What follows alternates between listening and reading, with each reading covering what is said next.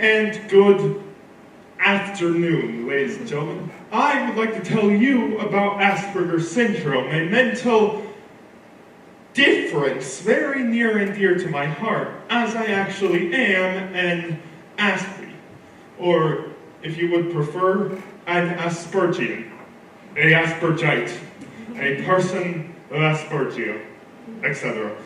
Along with that, I also have ADHD, OCD, teenage angst, all very unusual disorders, which I guess just make me very determined. Now, I imagine most of you didn't come here to hear me go on and on about my personal life in this talk about ideas worth spreading. Well, I do have an idea, and I feel it's worth spreading. I feel that people with determination, aka people with mental differences, like moi, are constantly being discriminated against and demeaned, to the point where the word autistic is an insult in and of itself. People aren't properly educated on what mental disorders actually are, and as such, misinformation breeds contempt and even hate. However, if you didn't know that much about Asperger's or ADHD, don't feel bad. I didn't either, and I'm the one with Asperger's. Now, what I'm about to say might sound like a weird joke, and God knows I've made quite a few of those already, but I assure you it's not. Asperger's does not exist per se.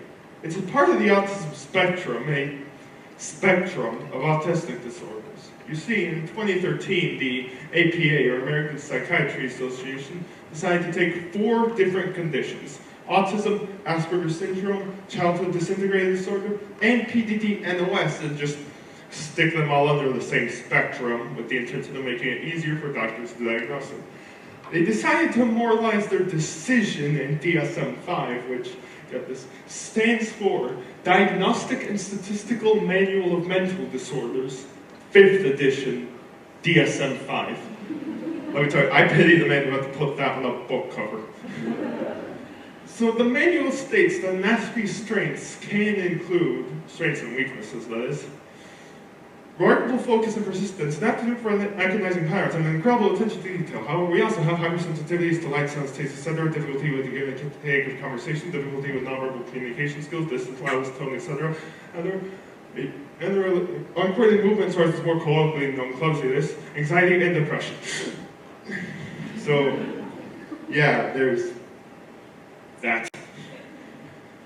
According to Wikipedia, the world's most reliable site for unreliable information, Asperger's syndrome, AS, otherwise known as Asperger's, is a developmental disorder characterized by significant difficulties in social interaction and nonverbal communication, which in layman's terms just means that we're not too good with the socials, at least not at first, and we tend to pretty much only like a few things and a few things only, and love to talk about them, and sometimes have very repetitive routines or rituals which might look strange to the outside observer. Now, I've heard that first-hand evidence is a lot more appealing than some random scientific anecdotes, so let me go back to talking about myself, which I guess is even less interesting. Like, for example, I'm not exactly brilliant with the socials myself, as I have a large problem understanding such subtle social cues as being told to stop talking, maintaining a two-way conversation, and learning not to force my opinions on others, along with a few other things that people do not seem to be too comfortable with. I think, because they'll never really tell me. Furthermore, while my interests do in fact change over time, they often only do so until I can be legitimately considered an expert on the subject. That hyper-focused determination to find out more about something I like makes for an amazing walking, talking trivia machine. But it doesn't really help me in the friendship department. Now, all of this might give off the impression that we are substantially different from most neurotypicals. This is untrue for the most part. The thing is, we are, in fact, capable of learning as much as any neurotypical and of leading regular lives. We just take a different approach. In fact, I'd go as far to say that you and I are not really all that different. After all, I love music, at least the stuff that's not on the radio, movies, or at least the ones you haven't heard of, YouTube, or at least, again, the people you haven't heard of. Video games, sometimes. Netflix, when Adam Sandler isn't on. And most other things that kids my age like, except for trap, which I will not like in any context. So, we all want the same things, worry about the same things, wake up every morning to go to breakfast, I hope. Some people have really weird ways to go about their mornings.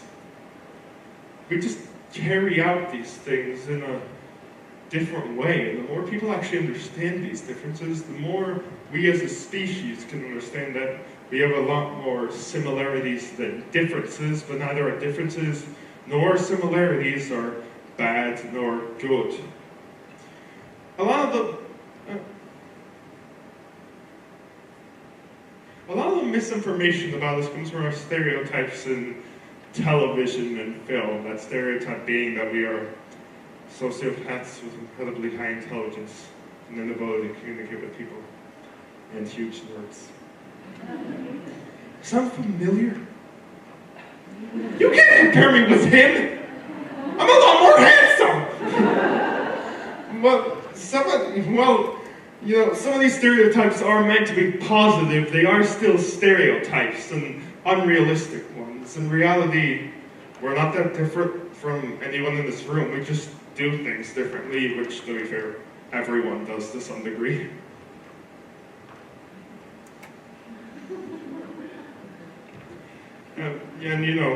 However, it's quite common for the human mind to lean towards prejudice, and as such, all of us have a tendency to ostracize or sometimes even bully people who we see as weird. We often don't do this out of any sort of malicious intent, but simply because we wish to distance ourselves from people who we find unfamiliar and strange.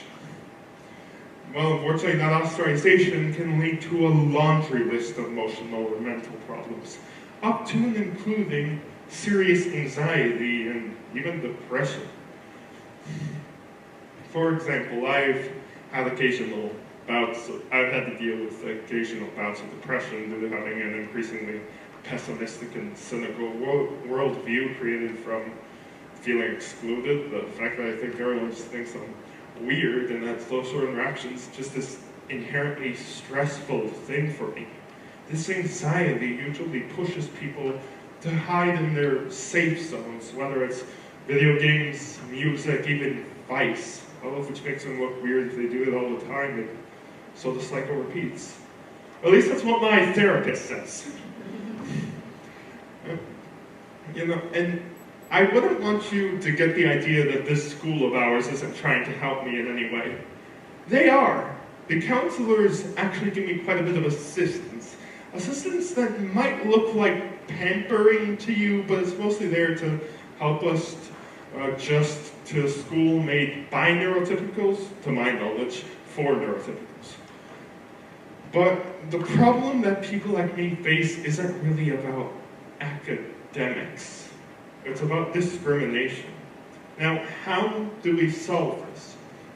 Well, I personally suggest that we do more at our school to help educate the populace about determined people.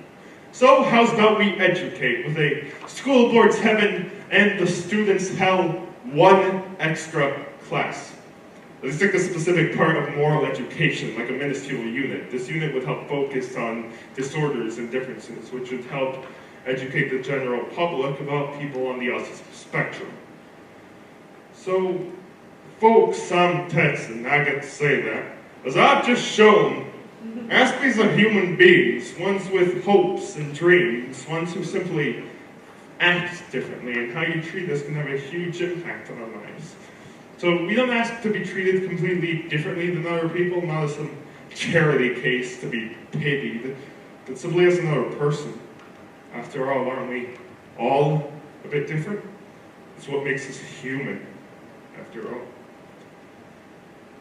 Remember, we have a lot more in common than we have differences, and the more informed we are, the better armed we are in our fight against discrimination, against people with determination.